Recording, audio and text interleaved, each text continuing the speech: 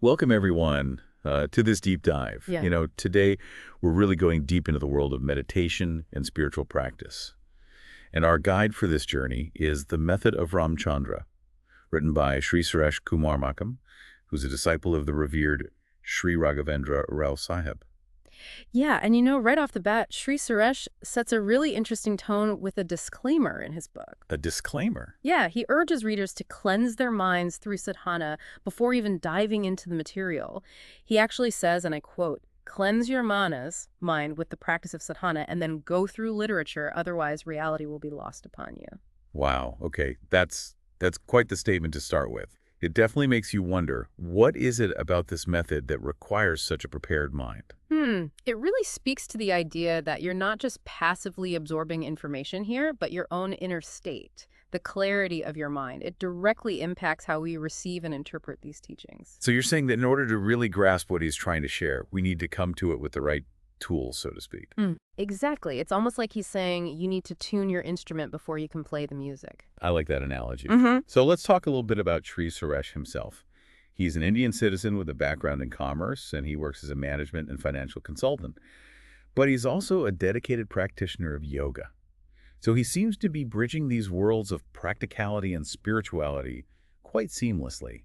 Yeah, and his family background is really interesting too. Coming from a family with a century-old tradition in the herbal medicine business and a strong emphasis on philanthropy, meditation, and financial discipline, it seems like this blend of the material and the spiritual is deeply ingrained in his upbringing. He even shares this story about his father burning promissory notes during a famine, which really highlights his family's commitment to compassion and prioritizing human well-being over financial gain. Right. It speaks to a value system where actions are aligned with inner principles. This foundation of integrity that he seems to have might be a key element in his approach to spiritual practice. It suggests that outer conduct and inner development go hand in hand. So tell me a bit about this method of Ram Chandra that Sri Suresh founded. What exactly is it? Well, the full name is the Method of Ram Chandra Layavasta in Brahman, which translates to be one with the ultimate. And it's actually based on Patanjali Yoga, but it was modified and adapted by Mahatma Shri Chandraji Maharaj of Shahjahanpur.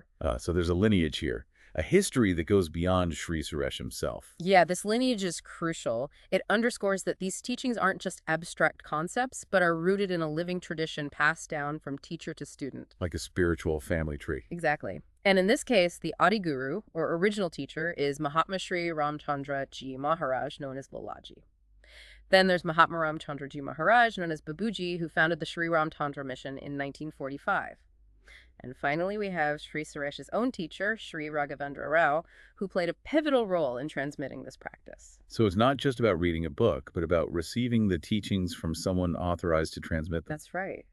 It highlights the importance of the guru, the guide in this path. So what does this method actually involve? Well, Sri Suresh describes practices like prayer meditation, a process of mental purification called cleaning bedtime prayer, and something called constant remembrance. Constant remembrance. That sounds intriguing.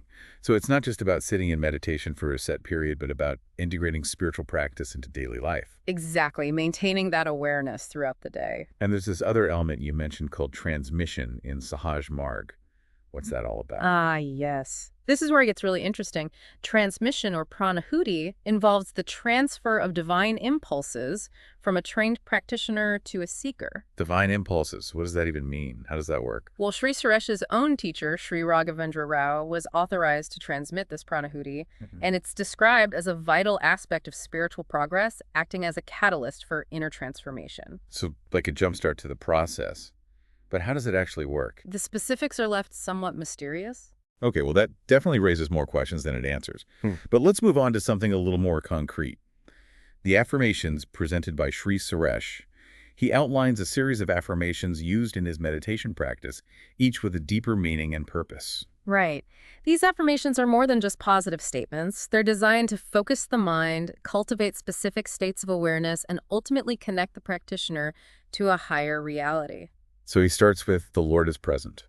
It seems simple enough, but I imagine it's quite powerful. Oh, absolutely. It immediately establishes a sense of sacred space. inviting the practitioner to recognize the presence of the divine in that very moment. It's a shift from a limited egocentric view to a broader awareness of interconnectedness. Okay, the next affirmation is, by the command of the Lord Shri Babuji Maharaj, we are all meditating. That introduces this element of surrender, right? Exactly. It's Yeah. acknowledging a higher power guiding the meditation process. It's Yeah. not about forcing things through sheer willpower, but aligning yourself with a greater force or will. And then he brings in his own teacher, Sri Raghavendra Rao, saying, now by the kind grace, love, and will of the Lord Shri Babuji Maharaj, my Acharya Deva Mahatma Samarth Sadguru Parama Puja, Sri Raghavendra Rao Sahib has emerged and felt my humble salutations and prayers to thee, benign as your presence. That's quite a mouthful. It is, but it's a powerful one. This is where the lineage becomes tangible. He's not just invoking the presence of his teacher, but acknowledging the flow of grace and wisdom that comes through this lineage. It emphasizes that we don't embark on this path alone. We have guides and a whole tradition supporting us. Then he guides us to engage in the smaran of his teacher's name, Raghavendra, until sufficient strength is developed. What is smaran exactly? Smaran is a practice of remembrance, keeping the mind focused on a specific object or quality. In this case, it's about cultivating a deep connection with Sri Raghavendra Rao, invoking his presence and guidance throughout the meditation. And then the affirmation continues with the visualization of all sorts of negative energies leaving the practitioner's system, specifically mentioning Malavikshepa and Avarana. Right. This is where we see the practical application of those concepts we talked about earlier. He's giving us a technique for purifying the mind and body, releasing obstacles to spiritual progress. So it's not just about clearing out random negative thoughts. It's about addressing those specific obstacles to spiritual growth.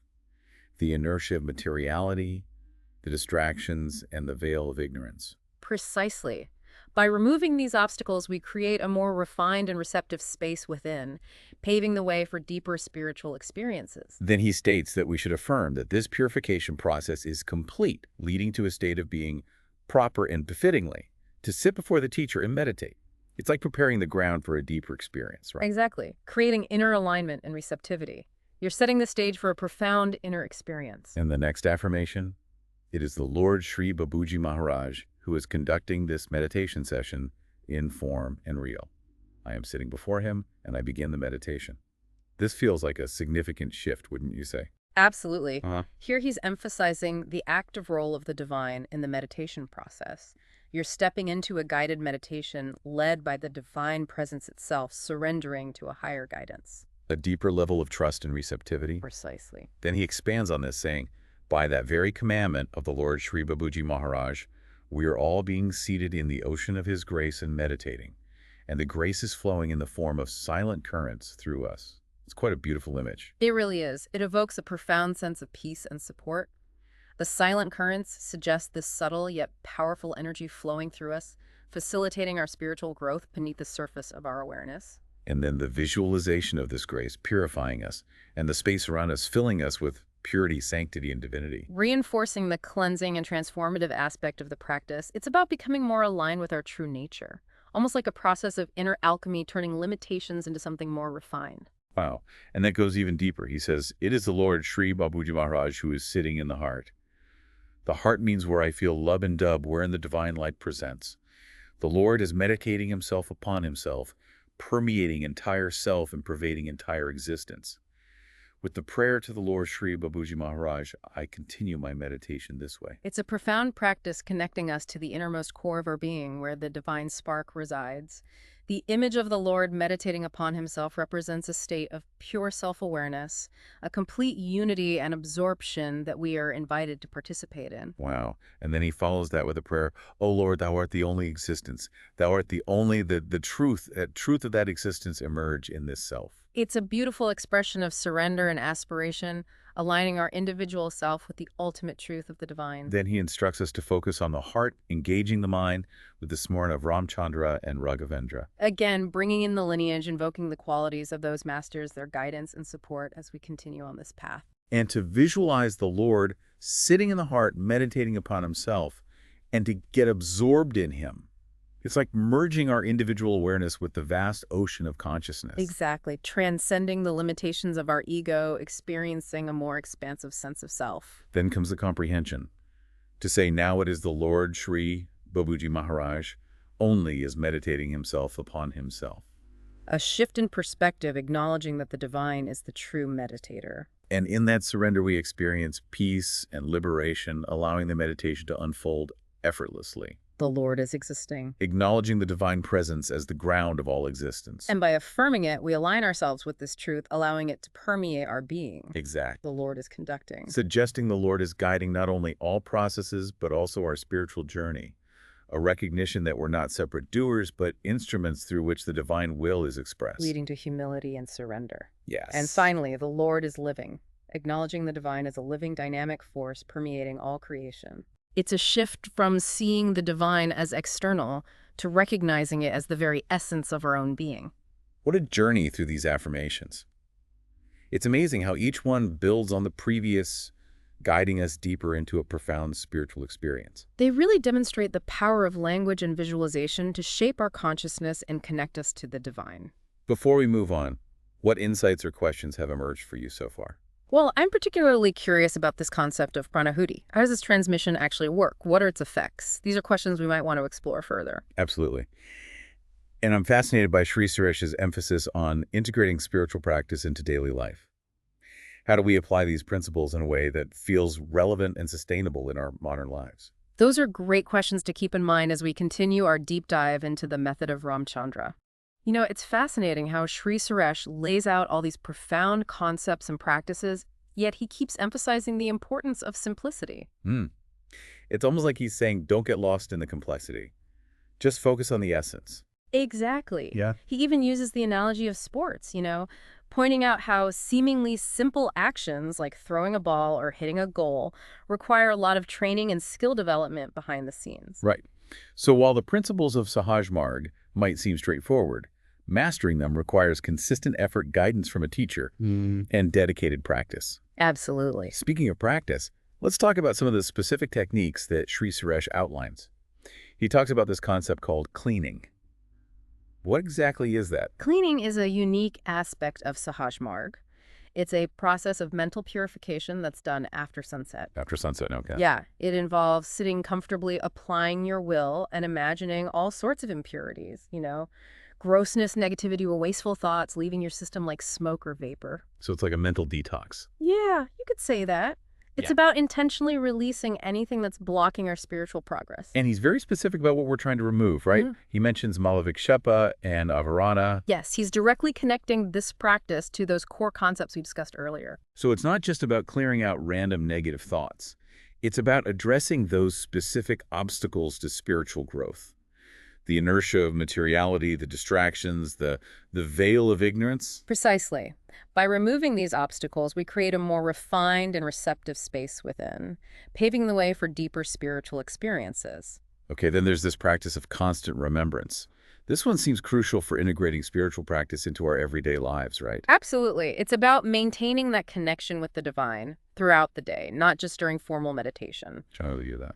Well, Shri Suresh recommends using Namasmaran for this purpose. Namasmaran. It's the repetition of a sacred name or mantra. It could be Ram Chandra, for example, or any other name or phrase that resonates with you. Ah, I see. The idea is to use this repetition as an anchor for the mind, keeping us connected to the divine even amidst our daily activities. So even when we're doing the dishes or commuting to work, we can use this practice to stay grounded in that spiritual awareness. Exactly. It's about bringing the sacred into the mundane, infusing our everyday actions with mindfulness and intention. I like that. Now, Shri Suresh also talks about adapting spiritual practice to different lifestyles. He even provides specific guidance for housewives and children. Right, recognizing that not everyone can adhere to strict schedules or formal practices. So what does he suggest for those groups? For housewives, he encourages them to practice meditation whenever it's convenient, emphasizing the importance of doing their household chores in a state of constant remembrance. Okay, so even without a dedicated meditation session, they can still cultivate that inner connection throughout their day. Exactly. And for children, he recommends teaching them the prayer and encouraging them to recite it upon waking and before sleep. So it's about introducing them to the idea of connecting with the divine from a young age. Right. It seems like he's highlighting the flexibility of this method. It's not a rigid one-size-fits-all approach, but something that can be tailored to individual circumstances. Exactly. It underscores the importance of finding ways to integrate these practices into our lives in a way that feels natural and sustainable. So we've talked about cleaning and constant remembrance. Now, what about the bedtime prayer? What's that all about? The bedtime prayer involves setting aside 15 minutes to half an hour before sleep to connect with the divine in a prayerful state. Okay. Sri Suresh suggests sitting in a supplicant mood, mentally uttering the prayer, and reflecting on the day seeking forgiveness for any wrongs committed. So it's about creating a space for reflection and purification before sleep. Right. Letting go of any negativity or regrets from the day, clearing the mind and heart before drifting off to sleep. And he emphasizes the importance of maintaining this connection with the divine as we fall asleep, allowing the mind to rest in a peaceful and elevated state. I love that idea. It's like creating a sanctuary within our own minds before sleep. Exactly. And it speaks to the interconnectedness of our outer and inner worlds, how we end our day, the state of our mind can influence our sleep, our dreams, even how we wake up the next morning. As we're going through these practices, I'm struck by how simple yet profound they are. There's no complicated rituals or obscure terminology, yet they seem to tap into something very deep within us. That seems to be a key characteristic of Sri Suresh's approach. He uses clear language, relatable examples, and emphasizes the importance of sincerity and intention over outward forms. He even talks about approaching the practice with a sportive spirit, having fun with it. Exactly. He encourages us to find joy and enthusiasm in the journey, reminding us that spirituality doesn't have to be serious and austere. This playful approach can actually enhance our receptivity and make the practice more enjoyable. So we've got cleaning, constant remembrance, bedtime prayer, and of course the affirmations we discussed earlier. These practices, along with the guidance of a teacher and the transmission of pranahuti, form the core of the Method of Ram Chandra. And while these techniques are rooted in a specific lineage and tradition, they resonate with the universal human quest for spiritual growth and connection. It's about purifying the mind, cultivating awareness, and aligning ourselves with the divine. It's fascinating how these practices can be both personal and universal, unique to each individual, yet connected to a greater tapestry of spiritual seekers throughout time. It's like we're all on a similar journey, each with our own path and pace, yet ultimately guided by that same inner yearning for something greater than ourselves. Before we move on to the next part, what aspects of these practices particularly resonated with you? The concept of cleaning really stood out to me. It seems like such a powerful technique for releasing negative energy and creating a sense of inner peace. I wonder what it would feel like to experience that purification on a regular basis. I'm with you on that. And I'm also intrigued by this constant remembrance. It's a beautiful idea, but I'm curious about how we can practically weave it into our busy lives.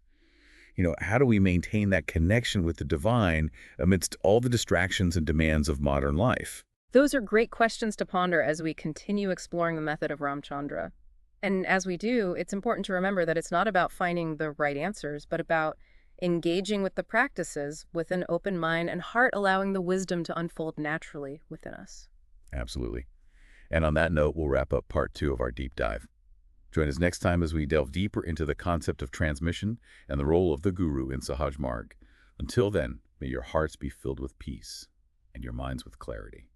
So we're back and ready to dive into the final part of our exploration of the Method of Ram Chandra. Yeah, we've covered a lot of ground already, from those affirmations and purification techniques to, even the idea of integrating spirituality into those daily routines of ours. Right, and all of that leads us to, I think, one of the most intriguing and maybe even mysterious aspects of this whole method transmission, or as it's called in Sahaj Marg, pranahuti. Pranahuti, exactly. Yeah. It's the transfer of divine energy or impulses from a trained practitioner to a seeker.